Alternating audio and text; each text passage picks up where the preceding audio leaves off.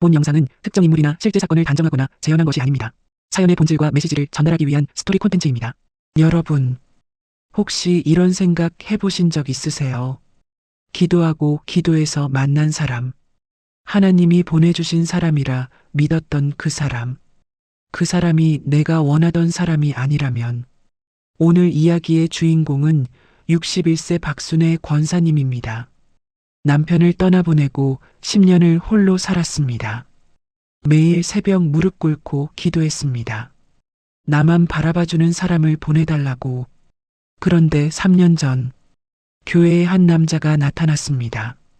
단정한 양복, 부드러운 미소, 다정한 말투, 눈이 마주칠 때마다 가슴이 뛰었습니다.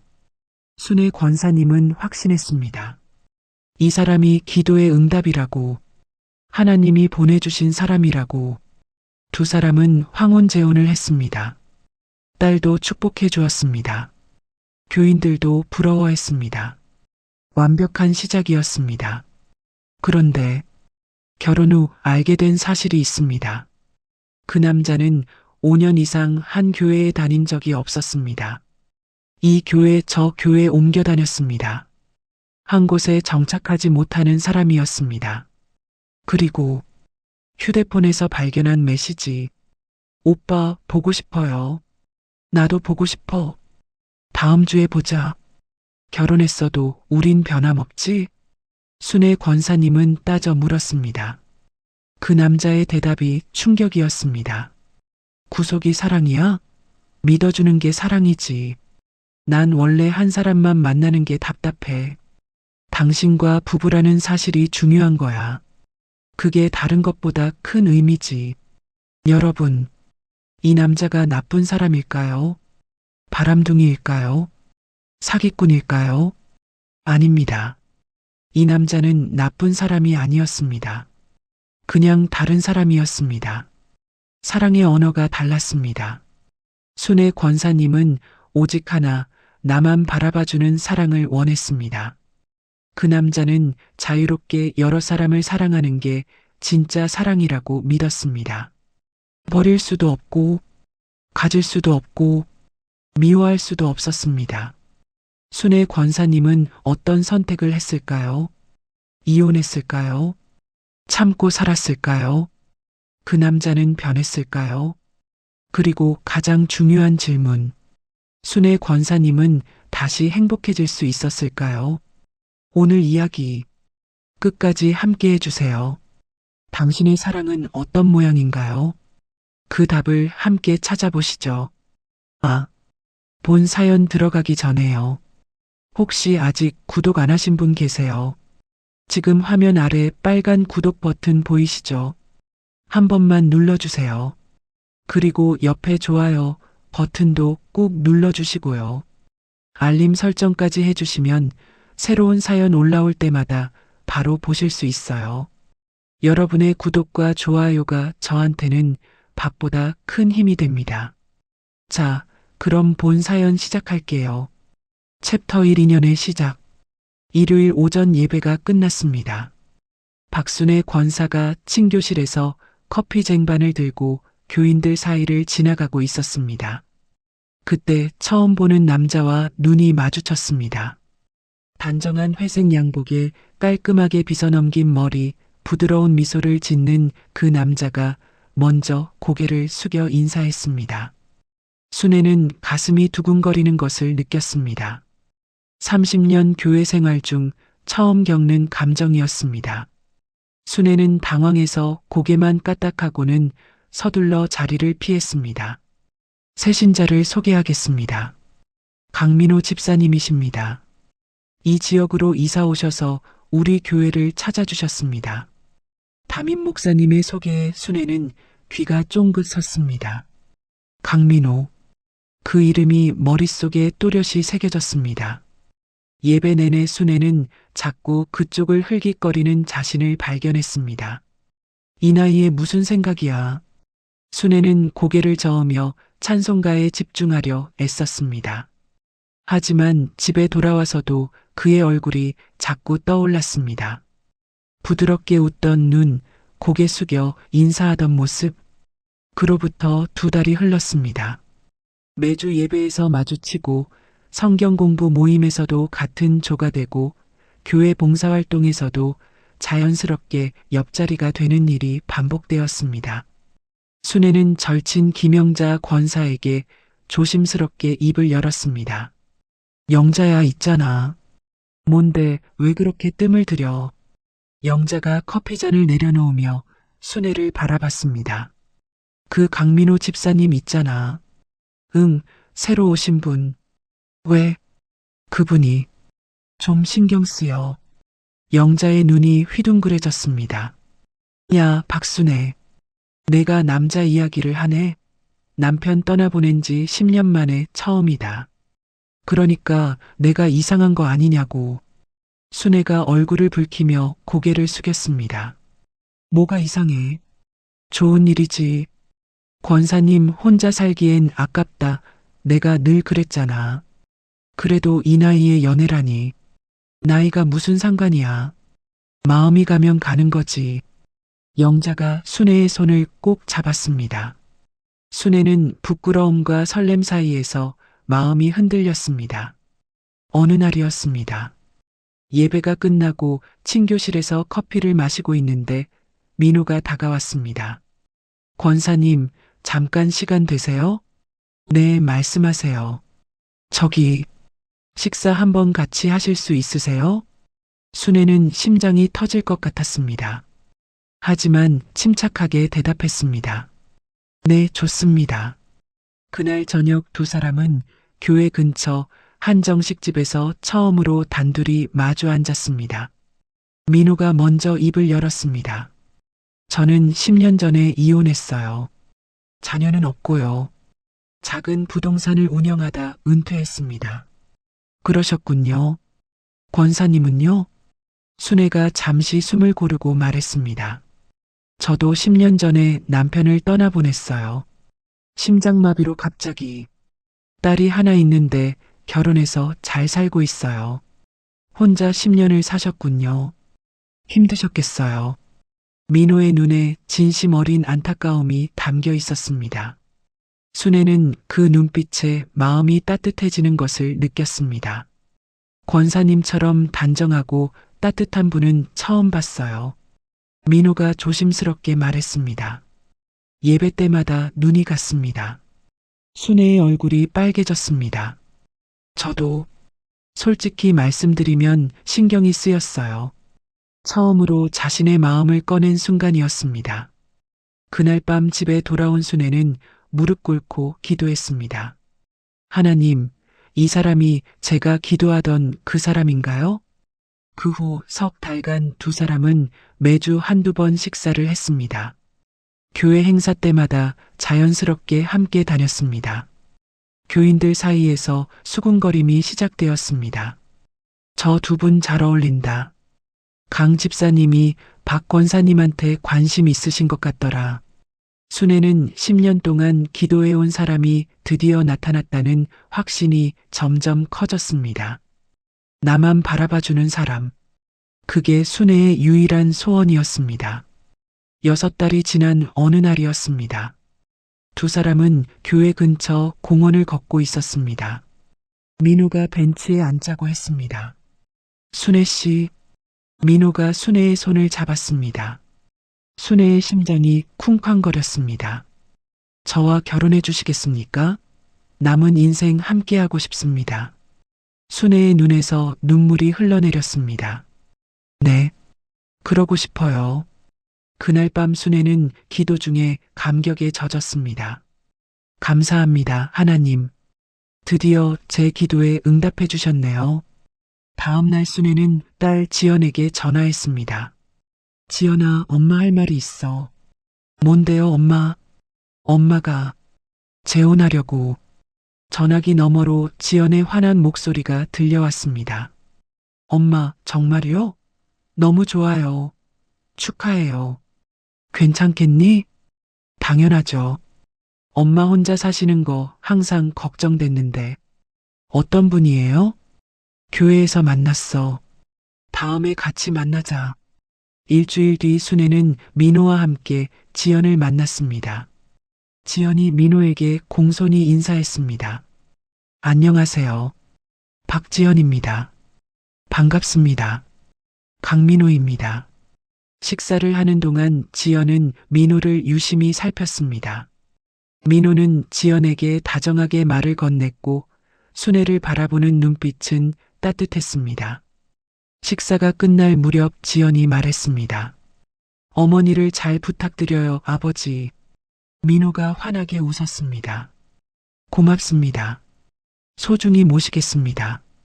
순애는 딸과 민호가 나란히 앉아있는 모습을 바라보며 생각했습니다. 이렇게 완벽할 수가 있나? 하나님이 모든 것을 준비해 두셨구나. 2달 뒤 교회에서 조촐하지만 따뜻한 황혼 재혼식이 열렸습니다. 영자가 순애의 손을 꼭 잡았습니다. 순애야, 축하해. 정말 잘 됐다. 고마워, 영자야. 순애는 하얀 한복을 입고 민호 옆에 섰습니다. 민호가 순애를 바라보며 말했습니다.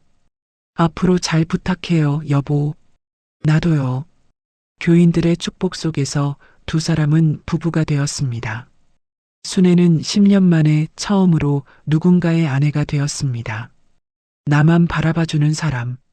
드디어 그 사람을 만났다고 순애는 믿었습니다. 챕터 2 균열의 시작.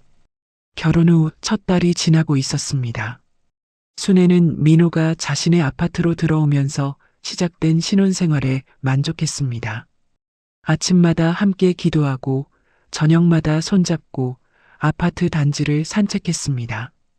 여보, 오늘 저녁은 뭐 먹을까? 당신이 해주는 건 다 맛있어.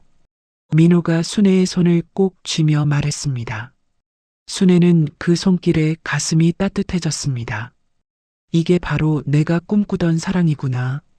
순애는 매일 밤 감사 기도를 드렸습니다. 민호의 다정한 말투, 세심한 배려, 모든 것이 감사했습니다. 결혼 2달째 되던 어느 날이었습니다.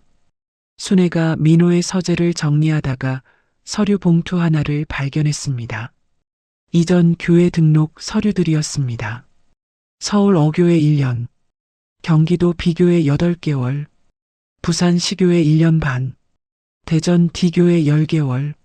순애는 서류를 한 장씩 넘기며 눈살을 찌푸렸습니다. 6개의 교회 이름이 적혀 있었습니다. 왜 이렇게 교회를 자주 옮겼을까? 처음으로 의문이 생겼습니다. 순애는 서류를 제자리에 놓고 저녁상을 차렸습니다. 여보, 밥 먹어요. 응, 금방 갈게. 민호가 거실로 나와 식탁에 앉았습니다. 순애는 국을 떠주며 조심스럽게 물었습니다. 여보, 서재 정리하다가 봤는데 전에 다니시던 교회가 많더라고요. 민호의 숟가락이 잠깐 멈췄습니다. 아, 그거요? 왜 자주 옮기셨어요?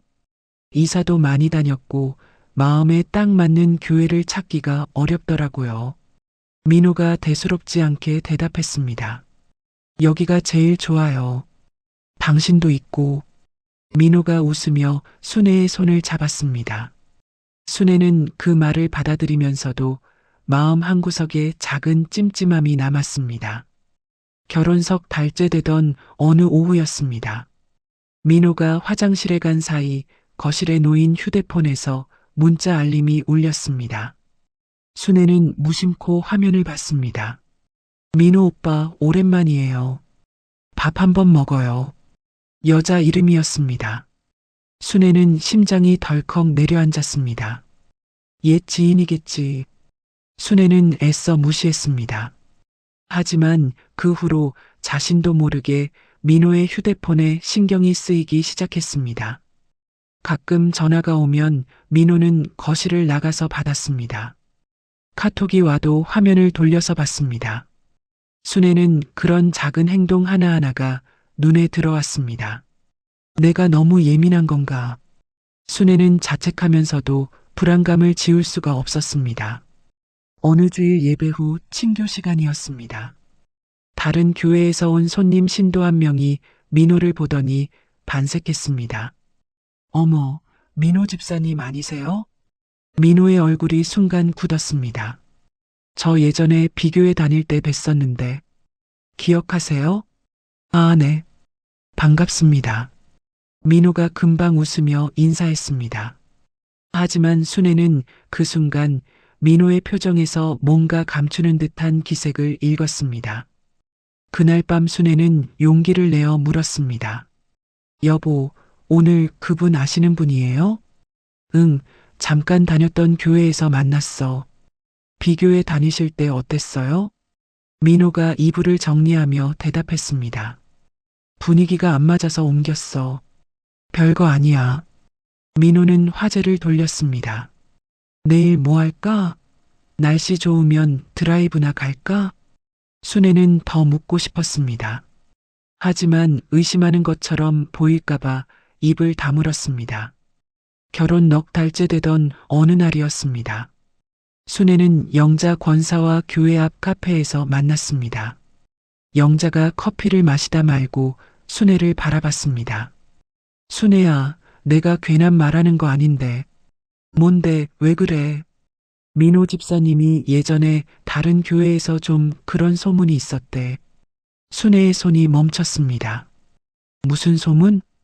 영자가 목소리를 낮췄습니다. 여자 관계가 좀 복잡했다는. 누가 그래? 우리 교회 김 권사님 동생이 비교회 다녔거든. 거기서 들었대. 순애의 얼굴이 굳어졌습니다. 아니, 소문이니까 그냥 흘려들어. 내가 괜히 말했다. 영자가 손을 내저었습니다. 순애는 억지로 웃었습니다. 우리 민호 씨가요? 에이, 소문이 뭐 다 맞겠어요. 하지만 집에 돌아와서 혼자 앉아 있는데 영자의 말이 자꾸 맴돌았습니다. 설마. 아니야. 하나님이 보내주신 사람인데. 순애는 고개를 저었습니다. 하지만 가슴 한쪽에 불씨처럼 번지는 불안을 지울 수가 없었습니다. 그날 밤 순애는 기도했습니다. 하나님, 제가 너무 예민한 건가요? 의심하는 게 죄인 건가요? 마음의 평화를 주세요. 기도를 마쳐도 평화가 오지 않았습니다. 순애는 옆에서 평화롭게 자고 있는 민호의 얼굴을 바라봤습니다. 이 사람은 누구일까? 내가 정말 이 사람을 아는 걸까? 처음으로 그런 물음이 떠올랐습니다. 다음 날 아침이었습니다. 민호가 먼저 일어나 커피를 내리고 있었습니다. 여보, 커피 마실래? 응, 고마워. 순애가 식탁에 앉았습니다. 민호가 커피잔을 건네며 말했습니다. 오늘 저녁에 약속이 있어서 좀 늦을 것 같아. 누구 만나는데? 옛날 동창. 오랜만에 만나자고 해서. 그래, 조심히 다녀와. 순애는 담담하게 대답했습니다. 하지만 민호가 나간 뒤 순애는 한참을 창밖을 바라봤습니다. 동창이라 믿고 싶었습니다. 믿어야 했습니다. 하지만 마음 한구석에서 자꾸 뭔가가 꿈틀거렸습니다. 저녁 9시가 넘어서 민호가 돌아왔습니다. 술 냄새가 났습니다. 다녀왔어. 응, 어땠어? 좋았어. 오랜만에 옛날 얘기하고. 민호가 화장실로 들어갔습니다. 순애는 민호의 양복 재킷을 옷걸이에 걸다가 주머니에서 뭔가가 만져지는 것을 느꼈습니다. 영수증이었습니다. 이탈리안 레스토랑, 2인 식사, 와인 한 병. 순애의 손이 떨렸습니다. 동창 모임이라면서 2인 식사. 순애는 영수증을 제자리에 넣고 아무렇지 않은 척 침실로 들어갔습니다. 여보, 나 먼저 잘게. 응, 편히 자. 순애는 이불을 뒤집어 쓰고 눈을 감았습니다. 하지만 잠이 오지 않았습니다. 아니겠지. 내가 오해하는 거겠지. 순애는 자신에게 되뇌었습니다. 하지만 가슴속 불안은 점점 커져만 갔습니다. 챕터 3 진실과 마주하다. 결혼 6달째 되던 어느 평일 오후였습니다. 순애가 장을 보고 집에 돌아왔습니다. 현관문을 열자 거실에서 민호의 목소리가 들렸습니다. 응, 알았어. 그래, 나중에 얘기해. 순애가 들어서자 민호가 황급히 전화를 끊었습니다. 왔어? 누구세요? 아, 옛날 동창이야. 민호가 휴대폰을 주머니에 넣으며 대답했습니다. 하지만 민호의 눈이 순애를 피했습니다. 순애는 그 시선에서 거짓말을 직감했습니다. 장 많이 받네. 내가 들어줄게. 민호가 장바구니를 받으려 했습니다. 순애는 아무 말 없이 장바구니를 건넸습니다. 그날 밤이었습니다. 민호가 샤워하러 화장실에 들어갔습니다. 순애는 거실 소파에 앉아 있다가 민호의 휴대폰을 봤습니다. 테이블 위에 놓여 있었습니다. 순애의 손이 떨렸습니다. 참아야 한다고 생각했습니다. 하지만 손이 먼저 움직였습니다. 휴대폰을 열었습니다. 카카오톡을 눌렀습니다. 정이라는 이름이 보였습니다. 순애는 대화창을 열었습니다. 오빠, 보고 싶어요. 나도 보고 싶어. 다음 주에 보자. 결혼했어도 우린 변함없지? 당연하지. 걱정 마. 순애의 손이 떨렸습니다. 더 이상 읽을 수가 없었습니다. 휴대폰을 내려놓았습니다. 화장실 문이 열렸습니다. 민호가 수건으로 머리를 닦으며 나왔습니다. 여보, 왜 그래? 얼굴이 안 좋아 보여. 순애는 민호를 똑바로 바라봤습니다. 정희 씨가 누구야? 민호의 손이 멈췄습니다. 얼굴이 순간 굳었습니다. 뭐? 정희. 누구냐고. 봤어? 대답해. 순애의 목소리가 떨렸습니다. 민호가 소파에 천천히 앉았습니다. 오래된 친구야. 가끔 연락하는 사이. 친구가 오빠 보고 싶다고 해? 다음 주에 만난다면서? 결혼해도 변함없다니 이게 무슨 말이야? 순애의 목소리가 높아졌습니다. 민호는 한참 동안 아무 말도 하지 않았습니다. 그러다 천천히 입을 열었습니다. 순애 씨, 나는 원래 그래. 뭐? 한 사람만 만나는 게 답답해. 하지만 당신이 아내라는 건 변함없어. 순애는 귀를 의심했습니다. 지금 무슨 소리야? 난 사람을 좋아해. 여러 사람을 좋아할 수 있어. 그게 뭐가 나빠? 민호가 담담하게 말했습니다. 당신한테 소홀히 한 적 있어? 집에 안 들어온 적 있어? 순애는 믿을 수가 없었습니다. 그게 사랑이야? 나 말고 다른 여자도 만나면서 만나는 거랑 사랑하는 거랑 달라. 달라? 뭐가 달라? 순애가 소리쳤습니다. 그건 바람이야. 배신이야. 민호가 한숨을 쉬었습니다. 구속이 사랑이야? 뭐? 내가 어디 가서 누굴 만나든 당신한테 돌아오잖아. 믿어주는 게 사랑 아니야? 순애는 할 말을 잃었습니다. 이 사람은 자신과 완전히 다른 언어를 쓰고 있었습니다. 나는 당신만 바라보고 있어. 순애가 눈물을 흘리며 말했습니다.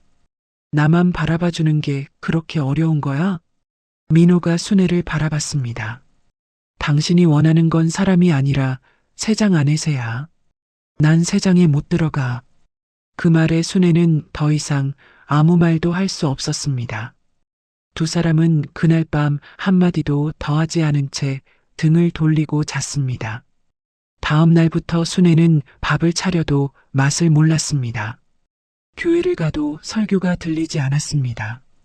기도를 하려 해도 무슨 말을 해야 할지 몰랐습니다. 하나님, 이 사람이 답이었나요? 제가 잘못 들은 건가요? 그 독백이 머릿속에서 끊이지 않았습니다. 며칠 뒤 영자 권사가 순애를 찾아왔습니다. 순애야, 요즘 왜 그래? 안색이 너무 안 좋아. 무슨 일 있어? 순애는 한참을 망설였습니다. 그러다 입을 열었습니다. 영자야, 나 어떡하지? 왜 무슨 일인데? 민호 씨가 다른 여자가 있어. 영자의 눈이 커졌습니다. 뭐? 바람 펴? 바람이라기보다 원래 그런 사람이래. 원래 그런 사람이 어딨어? 영자가 목소리를 높였습니다. 걔가 뭐래? 구속이 사랑이냐고. 믿어주는 게 사랑 아니냐고. 세상에 그런 인간이 있어? 영자가 분노했습니다. 그래서 어떡할 거야? 이혼할 거야? 순애는 고개를 떨궜습니다. 모르겠어. 난 지금 아무것도 모르겠어. 영자가 순애의 손을 잡았습니다. 순애야, 천천히 생각해. 급하게 결정하지 마. 순애는 고개만 끄덕였습니다. 그날 밤 순애는 혼자 방에 앉았습니다. 무릎을 꿇고 오래 기도했습니다. 하나님, 기도했던 사람이 맞는데 기도의 답이 아니었어요. 눈물이 흘러내렸습니다. 왜 이런 시험을 주시나요? 저는 어떻게 해야 하나요? 아무런 답도 들리지 않았습니다. 오직 침묵 속에서 순애의 흐느낌만 방 안에 가득 찼습니다. 민호는 그 후로도 아무 일 없다는 듯 굴었습니다. 아침마다 커피를 내려주고 저녁마다 같이 밥을 먹었습니다. 여보, 주말에 어디 갈까? 왜 그래? 아직도 화났어? 순애는 민호를 바라봤습니다. 당신은 잘못한 게 없다고 생각해? 내가 뭘 잘못했어? 민호가 진심으로 의아하다는 표정을 지었습니다. 당신한테 잘했으면 잘했지. 순애는 더 이상 말하지 않았습니다. 이 사람과는 대화가 되지 않았습니다. 같은 말을 해도 듣는 게 달랐습니다. 당신의 사랑은 나와 다른 언어였어. 순애는 속으로 중얼거렸습니다. 난 평생 그 언어를 못 배울 것 같아. 챕터 4 사랑의 언어가 다르다. 첫 번째 충돌이 있은 지 일주일이 지났습니다. 민호가 먼저 순애에게 다가왔습니다. 순애 씨, 나도 생각해 봤어. 순애는 설거지를 하다가 손을 멈췄습니다. 당신 마음 아프게 해서 미안해. 앞으로 조심할게. 민호가 순애의 어깨를 감싸며 말했습니다. 순애는 민호의 눈을 바라봤습니다. 진심으로 미안해하는 것 같았습니다. 정말이야? 응. 당신이 싫어하는 건 안 할게. 순애는 한참을 망설였습니다. 그러다 고개를 끄덕였습니다. 알았어. 한 번 더 믿어볼게. 순애는 이 사람도 변할 수 있다고 생각했습니다. 노력하면 된다고 믿고 싶었습니다. 한 달이 지났습니다. 민호는 약속을 지키는 것 같았습니다. 외출이 줄었고 전화도 순애 앞에서 받았습니다. 순애는 조금씩 마음을 놓기 시작했습니다. 그러던 어느 날이었습니다. 순애가 민호의 양복을 세탁소에 맡기려고 주머니를 확인했습니다. 영수증 한 장이 나왔습니다. 이탈리안 레스토랑, 평일 점심, 2인 식사. 순애의 손이 떨렸습니다. 그날 민호는 친구를 만났다고 했습니다. 또야. 순애는 영수증을 구겨 쥐었습니다. 가슴이 무너지는 것 같았습니다. 하지만 이번에는 직접 묻지 않았습니다. 혼자 사귀기로 했습니다. 순애가 속으로 사귀며 지내는 동안 민호는 아무 일 없다는 듯 다정하게 굴었습니다. 여보, 사랑해. 아침마다 그 말을 했습니다. 주말마다 손잡고 산책하자고 했습니다. 여보, 오늘 날씨 좋다. 공원 갈까? 왜 그래? 기분 안 좋아? 아니, 괜찮아. 순애는 억지로 웃었습니다. 하지만 민호의 사랑해라는 말이 더 이상 달콤하게 들리지 않았습니다. 이 사람의 사랑해는 나한테만 하는 말이 아니구나. 그 생각이 머릿속을 떠나지 않았습니다. 어느 날 저녁이었습니다. 순애가 결국 폭발했습니다. 여보, 나한테 거짓말하지 마. 민호가 TV를 보다가 고개를 돌렸습니다. 뭐? 지난 화요일 누구 만났어? 화요일? 친구 만났다고 했잖아. 어떤 친구? 민호의 표정이 굳었습니다. 왜 그래, 갑자기. 2인 식사 영수증 봤어. 이탈리안 레스토랑. 민호가 한숨을 쉬었습니다. 그냥 옛날 아는 사람이야. 당신 걱정할 일 아니야. 걱정할 일 아니라고. 순애의 목소리가 높아졌습니다. 왜 이렇게 의심해?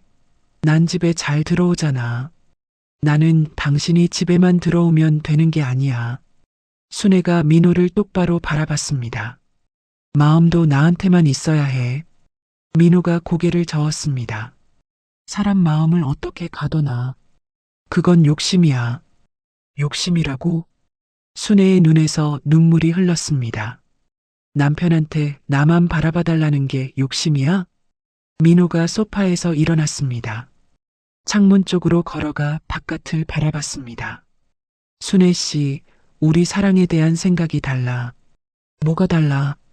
당신은 소유가 사랑이라고 생각하지만 난 아니야. 민호가 돌아서서 순애를 바라봤습니다. 믿어주는 게 사랑이야. 사랑스러운 눈으로 지켜봐 주는 것. 그게 진짜 사랑 아니야? 순애는 할 말을 잃었습니다. 당신의 사랑은 나와 다른 언어였어. 순애가 떨리는 목소리로 말했습니다. 난 평생 그 언어를 못 배울 것 같아. 민호가 담담하게 대답했습니다. 나도 당신 언어를 배우기 어려워. 우리 그냥 다른 사람인 거야. 그날 밤 순애는 방에 혼자 앉았습니다. 창밖을 바라보며 혼잣말을 했습니다. 나만 바라봐주는 게 그렇게 어려운 거였나? 그게 그렇게 과한 소원이었나? 눈물이 볼을 타고 흘렀습니다. 남편 떠나보내고 10년 기도했어. 하나님, 나만 바라봐주는 사람 보내달라고. 이 사람이 그 답이라고 믿었는데. 순애는 무릎을 꿇고 기도했습니다. 하지만 말이 나오지 않았습니다.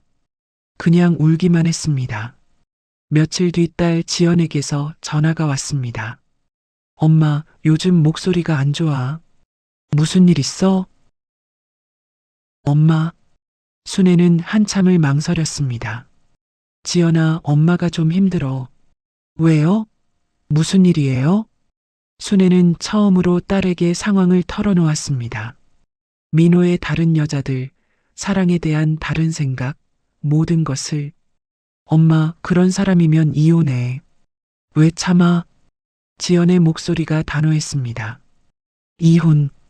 순애가 중얼거렸습니다. 할 수 있을까? 신앙적으로 옳은 건가? 하나님 앞에서 한 약속인데. 엄마, 그건 핑계야. 엄마가 결정 못하는 거잖아. 지연의 말이 가슴에 박혔습니다. 엄마, 천천히 생각해. 근데 이렇게 힘들어하면서 사는 건 아닌 것 같아. 전화를 끊고 순애는 한참을 앉아 있었습니다. 떠나라고 하면 될 텐데. 있으라고 하면 될 텐데. 난 왜 아무 말도 못하지? 순애는 자신이 한심했습니다. 결정 못하는 내가 제일 한심해. 60년을 살았는데 이것 하나 결정을 못해. 그날 밤 순애는 잠을 이루지 못했습니다. 옆에서 민호가 평화롭게 자고 있었습니다. 순애는 그 얼굴을 바라봤습니다. 미워하면 편할 텐데. 미워할 수가 없어. 민호는 나쁜 사람이 아니었습니다. 그냥 다른 사람이었습니다. 그게 더 힘들었습니다. 순애는 조용히 일어나 거실로 나왔습니다.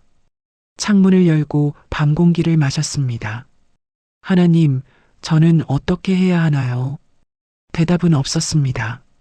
그냥 차가운 바람만 순애의 얼굴을 스쳤습니다. 챕터 오버릴 수도 가질 수도 없는 결혼 1년이 지난 어느 날이었습니다. 순애는 나름의 결론을 내렸습니다. 떠나지도 붙잡지도 않겠다. 민호를 바꿀 수 없었습니다. 이혼할 용기도 없었습니다. 그렇다고 받아들일 수도 없었습니다. 순애는 침묵하기로 했습니다. 무관심하기로 했습니다. 대신 신앙에 더 매달리기로 했습니다. 새벽 4시 반, 순애는 매일 새벽 기도에 나갔습니다. 아직 어두운 길을 걸어 교회로 향했습니다. 하나님, 저를 붙잡아 주세요. 순애는 무릎 꿇고 기도했습니다. 기도만이 유일한 위안이었습니다. 성경을 더 열심히 읽었습니다. 교회 봉사를 더 늘렸습니다.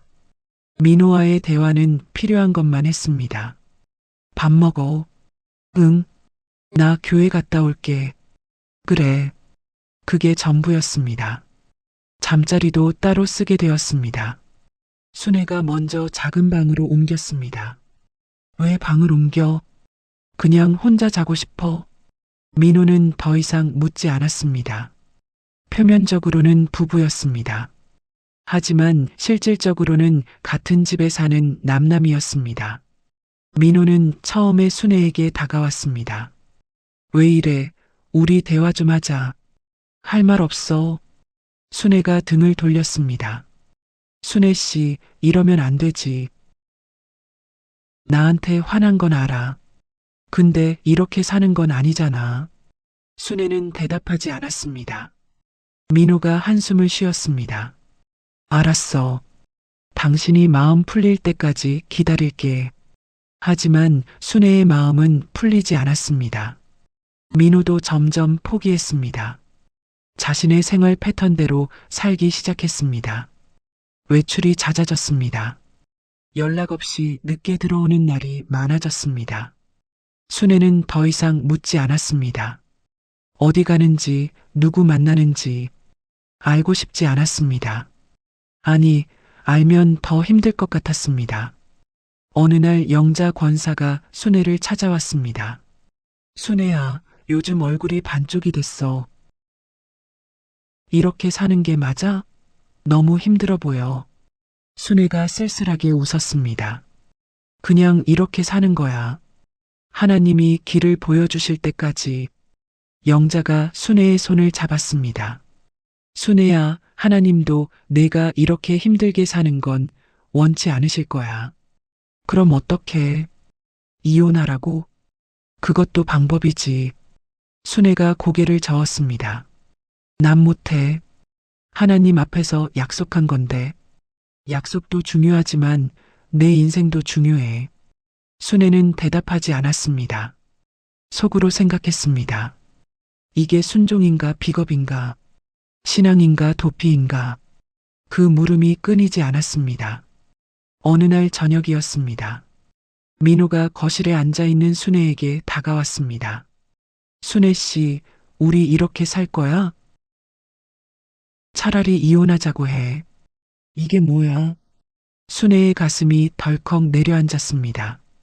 민호의 입에서 이혼이라는 말이 나왔습니다.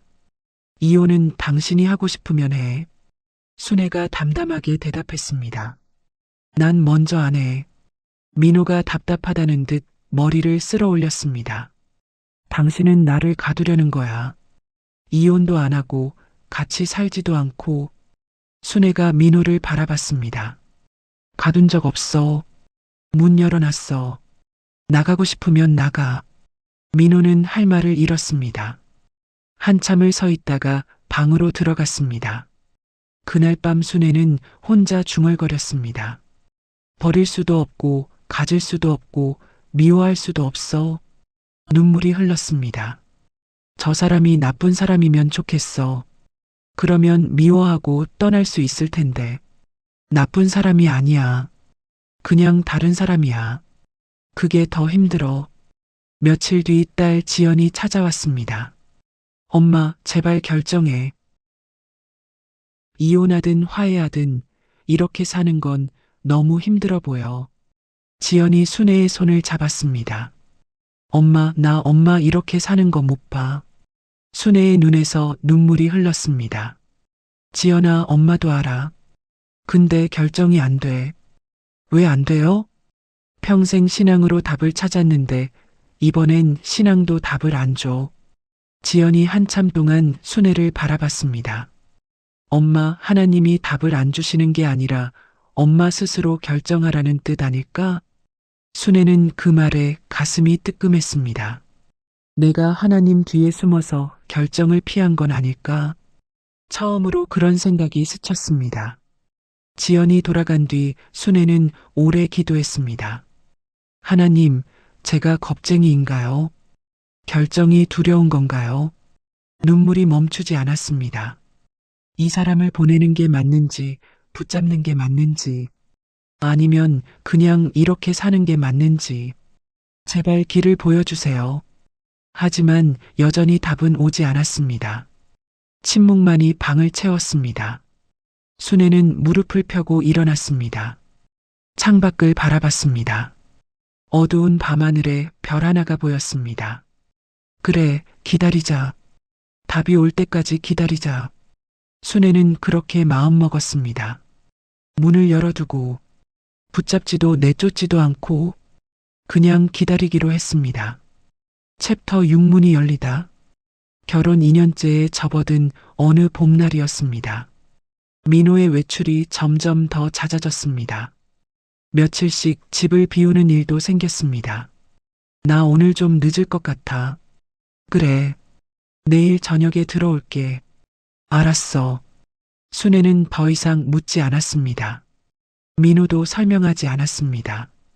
두 사람 사이에는 차가운 공기만 흘렀습니다. 어느 날 오후였습니다. 순애가 거실에서 성경을 읽고 있는데 민호가 방에서 나왔습니다. 손에 여행 가방이 들려 있었습니다. 어디가? 며칠 좀 나가 있을게. 생각 좀 하려고. 순애는 민호를 바라봤습니다. 민호의 눈이 순애를 피했습니다. 언제 들어오는데?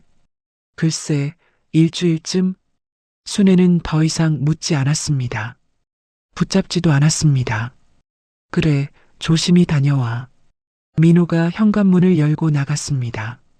문이 닫히는 소리가 들렸습니다. 순애는 한참 동안 그 자리에 앉아 있었습니다. 민호가 없는 일주일이 지났습니다. 순애는 오히려 마음이 편해지는 것을 느꼈습니다. 아침에 일어나면 혼자 기도했습니다. 밥을 차려 혼자 먹었습니다. 교회에 갔다가 돌아와 책을 읽었습니다. 저 사람 없이도 살 수 있구나. 순애는 처음으로 그 생각을 했습니다. 아니, 오히려 없으니까 숨이 쉬어지네. 그 깨달음에 순애는 놀랐습니다. 동시에 슬펐습니다. 이게 답인가? 순애는 창밖을 바라봤습니다. 봄꽃이 피어 있었습니다. 순애의 마음은 아직 겨울이었습니다. 일주일 뒤 민호가 돌아왔습니다. 저녁 무렵이었습니다. 순애는 거실에서 TV를 보고 있었습니다. 다녀왔어. 응. 민호가 가방을 내려놓았습니다. 거실로 와서 순애 맞은편 소파에 앉았습니다. 한참 동안 말이 없었습니다. 순애 씨.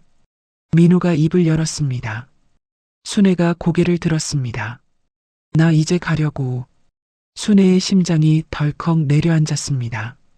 하지만 예상했던 말이었습니다. 놀랍지 않았습니다. 어디로? 그냥 나가려고. 이 집에서. 민호가 순애를 바라봤습니다. 미안해. 당신이 원하는 사랑을 난 줄 수가 없었어. 순애는 민호를 말없이 바라봤습니다. 당신은 좋은 사람이야. 민호가 말을 이었습니다. 아니, 좋은 사람이라서 내 옆에 있으면 안 돼. 무슨 말이야. 나는 바람 같은 사람이야. 한 곳에 못 머물러. 바람을 붙잡으면 당신 손만 다쳐. 순애의 눈에 눈물이 핑 돌았습니다. 하지만 목소리는 담담했습니다. 알아. 뭘 알아? 당신이 바람 같은 사람인 거. 처음엔 몰랐는데 이제 알아. 민호가 쓸쓸하게 웃었습니다. 당신이 꿈꾸던 그 사람. 분명 만날 거야. 나는 아니었을 뿐이야. 순애는 창밖을 바라봤습니다. 해가 지고 있었습니다. 하늘이 붉게 물들어 있었습니다. 당신의 사랑은 나와 다른 언어였어. 순애가 천천히 말했습니다. 원망 안 해. 그냥 달랐던 거야. 민호가 고개를 숙였습니다. 고마워. 그렇게 말해줘서. 미워해도 할 말 없었는데. 미워했으면 편했을 텐데. 순애가 쓴웃음을 지었습니다. 끝까지 미워할 수가 없더라. 왜? 당신이 나쁜 사람이 아니니까. 그냥 다른 사람이니까. 두 사람 사이에 긴 침묵이 흘렀습니다. 밖에서 새가 우는 소리가 들렸습니다. 순애가 먼저 말했습니다. 붙잡지 않을게. 민호가 순애를 바라봤습니다. 당신도 행복해. 진심이야. 순애가 말했습니다. 당신 방식대로 살아. 그게 당신이니까. 민호가 천천히 일어났습니다. 방으로 가서 짐을 챙겼습니다. 순애는 소파에 앉아 움직이지 않았습니다. 민호가 짐을 들고 현관으로 갔습니다. 신발을 신고 문에 손을 얹었습니다. 돌아서서 순애를 바라봤습니다. 미워하지 마. 나도 당신 사랑했어. 내 방식대로. 순애가 고개를 끄덕였습니다. 알아. 현관문이 열렸습니다. 민호가 나갔습니다. 문이 닫혔습니다. 순애는 따라 나가지 않았습니다. 거실에 앉아 있었습니다. 눈물이 흘렀습니다. 하지만 동시에 안도감도 느꼈습니다. 끝났구나. 드디어 끝났구나. 순애는 창밖을 바라봤습니다. 하늘이 어두워지고 있었습니다. 별이 하나둘 떠오르고 있었습니다. 그날 밤 순애는 텅 빈 집에서 혼자 무릎 꿇었습니다. 하나님 감사합니다. 눈물이 멈추지 않았습니다. 그 일을 보내주셔서가 아니라 보내주셔서 감사합니다. 순애는 한참을 울었습니다. 이제야 알겠어요. 문을 열어두고 기다린 게 답이었네요. 저 스스로는 결정 못했지만 그이가 결정해 주었네요. 순애는 손을 모으고 고개를 숙였습니다. 오랜만에 마음이 평화로웠습니다. 챕터 7 회복의 길. 민호가 떠난 지 한 달이 지났습니다. 순애는 법원에서 이혼 서류를 받았습니다. 민호가 보내온 협의 이혼 동의서였습니다. 순애는 서류를 읽어 내려갔습니다. 재산 분할 항목이 있었습니다. 민호는 자기 것만 가져가고 순애의 것은 건드리지 않았습니다. 끝까지 깔끔하네. 순애는 쓸쓸하게 웃었습니다. 펜을 들어 서명했습니다. 법적으로 완전히 남남이 되었습니다. 며칠 뒤 딸 지연이 찾아왔습니다. 엄마 괜찮아요? 응, 괜찮아. 순애가 지연을 맞으며 웃었습니다. 진짜요? 얼굴이 오히려 좋아 보여요. 오히려 마음이 편해졌어. 지연이 순애의 손을 잡았습니다. 엄마 잘 됐어요. 그 사람 아니었어요. 알아. 이제 알아. 순애가 고개를 끄덕였습니다.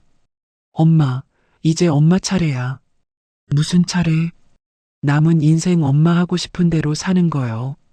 순애는 딸의 얼굴을 바라봤습니다. 어느새 이렇게 어른이 됐구나. 순애는 처음으로 환하게 웃었습니다. 그래, 엄마 하고 싶은 대로 살아볼게. 순애는 새벽 기도를 계속했습니다. 하지만 더 이상 답답함이 아니었습니다. 감사함으로 기도했습니다. 하나님, 시험을 이겨냈어요. 쉽지 않았지만 이겨냈어요. 무릎 꿇고 손을 모았습니다. 이제 새로운 시작이에요. 인도해 주세요. 예배가 끝난 뒤 교우들이 순애에게 다가왔습니다. 권사님, 요즘 어떠세요? 네, 괜찮아요. 저희가 들었어요. 힘드셨겠어요. 순애가 담담하게 말했습니다. 이혼했어요. 하지만 괜찮아요. 교우들이 순애의 손을 잡았습니다. 권사님, 잘하셨어요. 우리가 옆에 있을게요. 고마워요. 순애는 따뜻한 손길에 위로받았습니다. 영자 권사가 순애를 따로 불렀습니다. 순애야, 내가 이렇게 밝아진 거 처음 봐. 그래. 2년 전보다 더 좋아 보여. 순애가 웃었습니다. 내가 나를 찾은 것 같아. 무슨 말이야? 그 사람한테 빠져서 나를 잃어버렸었나 봐. 이제 다시 찾았어. 영자가 순애의 손을 꼭 잡았습니다.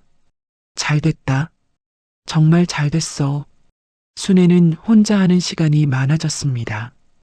오래 하고 싶었던 것들을 시작했습니다. 교회 봉사 외에도 복지관에서 어르신들 말벗 봉사를 했습니다. 매주 수요일 오후에 복지관을 찾았습니다. 어머니, 오늘 기분이 어떠세요? 아이고, 순애 씨 왔어? 반가워. 혼자 사는 어르신들의 이야기를 들어주었습니다. 순애도 위로받았습니다. 오래전 배우다 만서에도 다시 시작했습니다. 문화센터에 등록해서 매주 목요일에 수업을 들었습니다. 권사님, 글씨가 참 단정하시네요. 아이고, 아직 멀었어요. 붓을 잡고 글씨를 쓰는 시간이 좋았습니다. 마음이 차분해졌습니다. 딸네 집에도 자주 갔습니다. 손주들과 시간을 보냈습니다. 할머니, 이거 봐요. 어머, 우리 지우가 그림 그렸어? 네, 할머니 그린 거예요. 아이고, 예쁘다. 손주를 안고 웃는 순애의 얼굴에 생기가 돌았습니다. 어느 날 순애는 서재를 정리하다가 민호와 찍은 사진들을 발견했습니다. 결혼식 사진, 여행 사진, 교회에서 찍은 사진. 순애는 한참 동안 들여다봤습니다. 당신은 나쁜 사람이 아니었어. 순애가 중얼거렸습니다. 그냥 다른 사람이었어. 이제 진심으로 그렇게 생각할 수 있어. 순애는 사진을 버리지 않았습니다. 서랍 깊이 넣어두었습니다. 그것도 순애의 인생이었으니까. 이혼 후 6개월이 지난 어느 주일이었습니다. 예배가 끝나고 친교 시간이었습니다. 순애가 커피를 마시고 있는데 영자가 다가왔습니다. 순애야, 저기 새로 등록한 분 봤어? 새신자? 누구? 영자가 턱으로 한쪽을 가리켰습니다. 60대 중반쯤 되어 보이는 남자가 서 있었습니다. 민호와는 전혀 다른 타입이었습니다. 과묵하고 수수하고 별로 눈에 띄지 않았습니다. 저분이? 응. 김태환 집사님이래.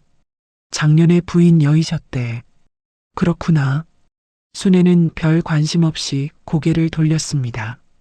그런데 그 남자가 순애에게 다가왔습니다. 저기 권사님이시죠? 네, 그런데요. 커피 한 잔 드세요. 남자가 종이컵을 내밀었습니다. 순애는 잠깐 당황했습니다. 아, 네. 고맙습니다. 순애가 커피를 받았습니다. 남자가 어색하게 웃더니 돌아갔습니다. 영자가 다가와 속삭였습니다. 야, 저 사람 너 보더라. 관심 있나 봐. 에이, 무슨 소리야. 순애가 손을 내저었습니다. 난 이제 그런 거 안 해. 왜, 좋은 사람 만나면 되지. 됐어. 혼자가 편해. 순애는 웃으며 자리를 피했습니다. 집에 돌아와 창밖을 바라봤습니다. 아까 그 남자 생각이 났습니다. 화려하지 않았습니다. 말도 별로 없었습니다. 그냥 커피 한 잔 건넨 것뿐이었습니다. 그래도 따뜻했네. 순애가 중얼거렸습니다. 저런 소박한 친절이 좋은 거였구나. 예전에는 민호의 화려한 말과 다정한 손길에 반했습니다. 지금은 그게 다가 아니라는 걸 알았습니다. 그날 밤 순애는 오랜만에 평화로운 마음으로 기도했습니다. 하나님, 이제 조급하지 않아요. 손을 모으고 눈을 감았습니다. 나만 바라봐주는 사람, 아직도 그게 제 소원이에요. 하지만 이번엔 천천히 기다릴게요. 제가 먼저 뛰어들지 않을게요. 순애는 일기장을 꺼냈습니다. 펜을 들어 천천히 썼습니다. 당신의 사랑은 어떤 모양인가요? 순애가 글을 이어갔습니다. 나는 이제 알아요. 내 사랑의 모양을. 나는 오직 하나, 오직 나만 바라보는 사랑을 원하는 사람이에요. 그게 과한 욕심이 아니에요. 그냥 나인 거예요. 그런 사람 분명 있겠죠. 기다릴게요. 순애는 펜을 내려놓고 미소 지었습니다. 챕터 8 새로운 기도. 이혼 후 1년이 지난 어느 가을날이었습니다. 순애는 62번째 생일을 맞았습니다. 딸 지연네 집에서 가족들이 모였습니다. 할머니 생일 축하해요. 손주들이 노래를 불렀습니다. 순애가 케이크 앞에 앉았습니다. 촛불이 환하게 타오르고 있었습니다. 엄마, 소원 빌어요. 지연이 말했습니다. 순애는 눈을 감고 잠시 생각했습니다. 그리고 촛불을 후 불었습니다. 엄마, 생일 소원 뭐예요? 건강하게 오래 살고 너희 행복한 거 보고 그리고 순애가 말끝을 흐렸습니다. 그리고요? 그냥 소소하게 행복하게 사는 거. 순애가 웃었습니다. 지연이 순애의 손을 잡았습니다. 엄마, 꼭 그렇게 될 거예요. 그래, 그럴 거야. 케이크를 자르고 다 함께 먹었습니다. 손주들이 제잘거리는 소리가 집안을 가득 채웠습니다. 순애는 그 모습을 바라보며 미소 지었습니다.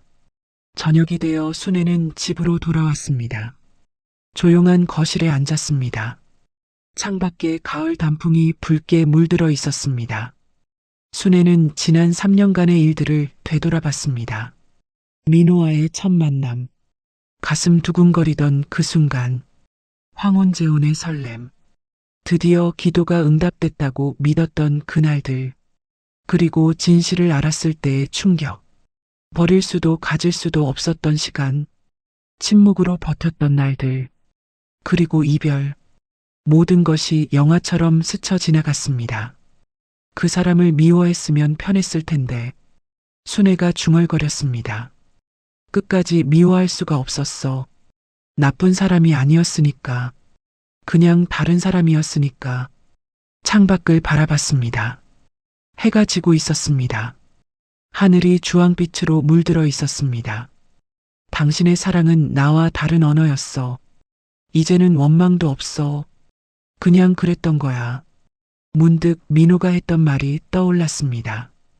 당신이 원하는 건 나가 아니야.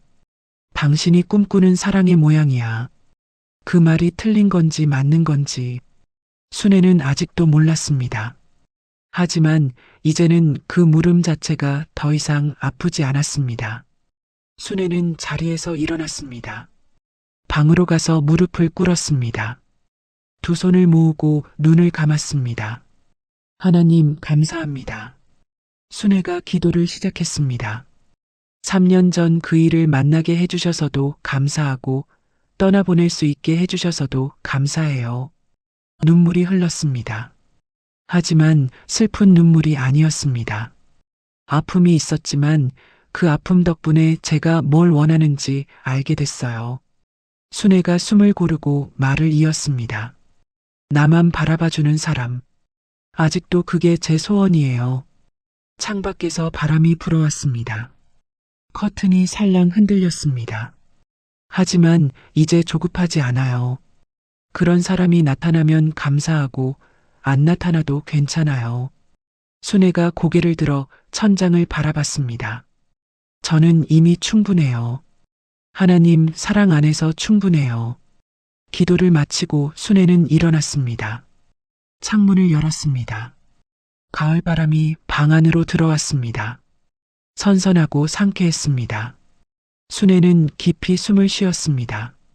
새로운 시작이야. 순애의 얼굴에 평화로운 미소가 번졌습니다. 그날 밤 잠들기 전 순애는 일기장을 펼쳤습니다. 마지막 페이지에 펜을 들었습니다. 당신의 사랑은 어떤 모양인가요? 순애가 천천히 글을 써내려갔습니다. 누군가 내게 묻는다면 나는 이렇게 대답할 거예요. 펜이 종이 위를 미끄러졌습니다. 나의 사랑은 오직 하나, 오직 나만 바라보는 모양이에요. 순애가 잠시 멈췄습니다. 그리고 다시 썼습니다. 그게 과한 욕심이라고요?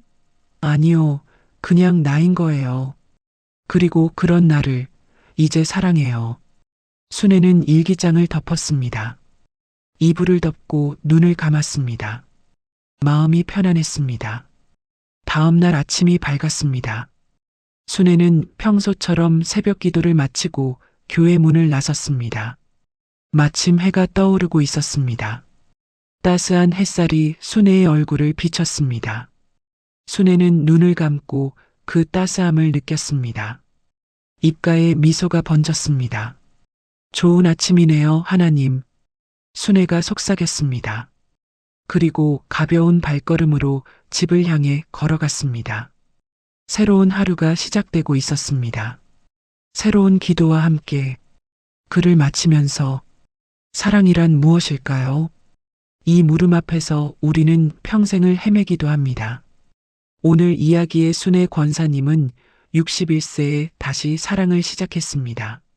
남편을 떠나보내고 10년을 홀로 살면서 단 하나의 소원만 품었습니다. 나만 바라봐주는 사람. 그게 과한 욕심이었을까요? 순의 권사님은 기도했습니다. 하나님이 보내주신 사람이라 믿었습니다. 단정하고 다정하고 매너 있는 그 남자가 바로 기도의 응답이라 확신했습니다. 하지만 결혼 후 알게 된 진실은 달랐습니다. 그 남자는 나쁜 사람이 아니었습니다. 그냥 다른 사람이었습니다. 사랑에 대한 생각이, 언어가, 모양이 달랐습니다. 구속이 사랑이냐, 믿어주는 게 사랑이지. 당신과 부부라는 사실이 중요한 거야. 그 남자의 말이 틀렸다고 할 수 있을까요? 순의 권사님의 바람이 욕심이었다고 할 수 있을까요? 아닙니다. 둘 다 틀리지 않았습니다. 그냥 달랐을 뿐입니다. 세상에는 수많은 사랑의 모양이 있습니다. 어떤 사람은 자유로운 사랑을 원합니다. 어떤 사람은 오직 하나만을 원합니다. 어떤 사람은 함께 있는 것만으로 충분합니다. 어떤 사람은 말로 표현해 주길 바랍니다. 중요한 것은 틀리고 맞음이 아닙니다. 중요한 것은 서로의 사랑 언어가 맞느냐 하는 것입니다. 순의 권사님과 그 남자는 사랑의 언어가 달랐습니다. 한 사람은 한글로 말하고 한 사람은 영어로 말하는 것과 같았습니다. 아무리 진심을 담아도 서로 알아들을 수가 없었습니다. 이것이 첫 번째 교훈입니다. 사랑에 뛰어들기 전에 상대방의 사랑 언어를 확인하세요. 겉모습이 다정하다고, 말투가 부드럽다고, 매너가 좋다고 그것이 전부가 아닙니다. 그 사람이 생각하는 사랑이 무엇인지, 나와 같은 언어를 쓰는지 살펴보세요. 순의 권사님은 2년간 버릴 수도 가질 수도 없는 시간을 보냈습니다. 이혼할 용기도 없고, 받아들일 수도 없고, 미워할 수도 없었습니다.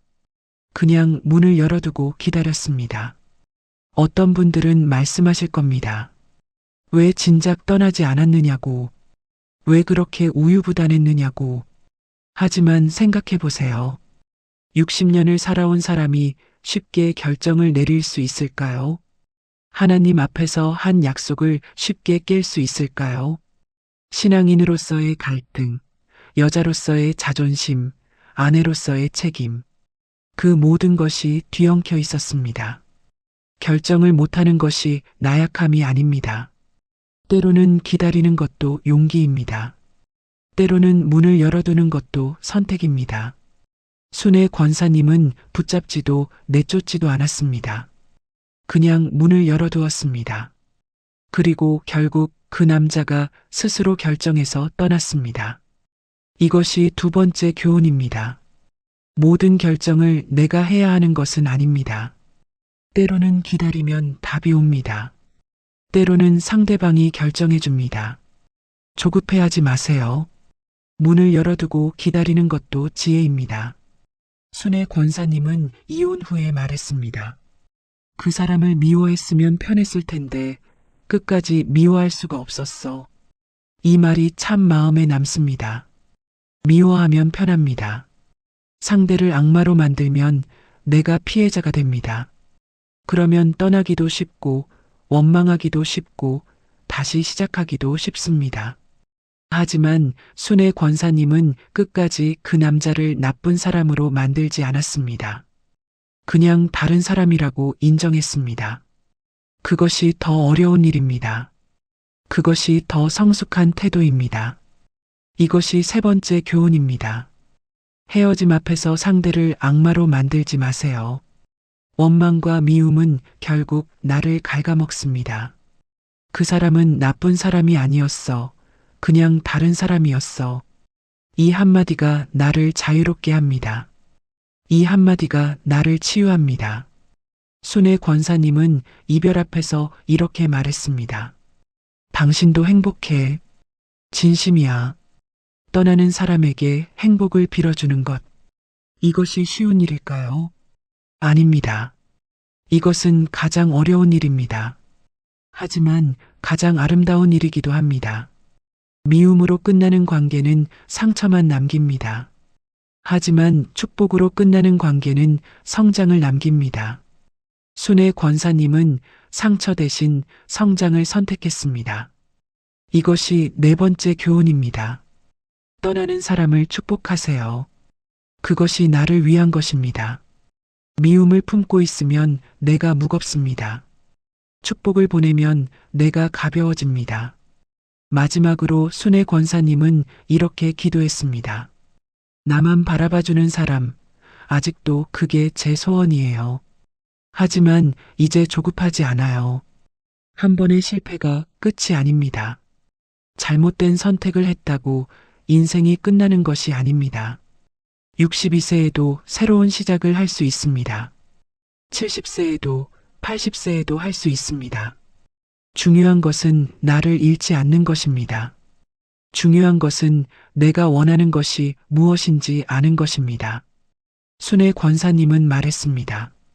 나는 오직 하나, 오직 나만 바라보는 사랑을 원하는 사람이에요. 그게 과한 욕심이 아니에요. 그냥 나인 거예요. 이것이 다섯 번째 교훈입니다. 나를 알고 나를 인정하세요. 내가 원하는 것이 무엇인지 명확히 하세요. 그것이 다른 사람과 다르다고 부끄러워하지 마세요. 그것이 바로 나니까요. 시청자 여러분, 여러분의 사랑은 어떤 모양인가요? 누군가는 손잡아주는 것이 사랑이고, 누군가는 말없이 옆에 있어주는 것이 사랑이고, 누군가는 밥 한 끼 차려주는 것이 사랑이고, 누군가는 눈 마주치고 웃어주는 것이 사랑입니다. 모두 맞습니다. 모두 사랑입니다. 다만 모양이 다를 뿐입니다. 내 사랑의 모양을 알고, 상대방의 사랑의 모양을 알고, 그 둘이 맞는지 확인하는 것. 그것이 행복한 관계의 시작입니다. 오늘 이야기가 여러분의 마음에 작은 울림이 되었으면 좋겠습니다. 사랑 앞에서 상처받으신 분들께 위로가 되었으면 좋겠습니다. 아직 사랑을 기다리시는 분들께 용기가 되었으면 좋겠습니다. 나이가 들어도 사랑할 수 있습니다. 실패해도 다시 시작할 수 있습니다. 상처받아도 다시 일어설 수 있습니다. 그리고 무엇보다 나를 사랑하는 것을 잊지 마세요. 다른 사람의 사랑을 받기 전에 먼저 나를 사랑하세요. 순의 권사님은 마지막에 이렇게 썼습니다. 그런 나를 이제 사랑해요. 이것이 가장 큰 교훈입니다. 나를 사랑하는 사람이 행복한 사랑을 할 수 있습니다. 나를 아는 사람이 맞는 사람을 만날 수 있습니다. 여러분, 오늘 하루도 수고 많으셨습니다. 당신의 사랑은 어떤 모양인가요? 그 모양 그대로 당신은 충분히 사랑받을 자격이 있습니다.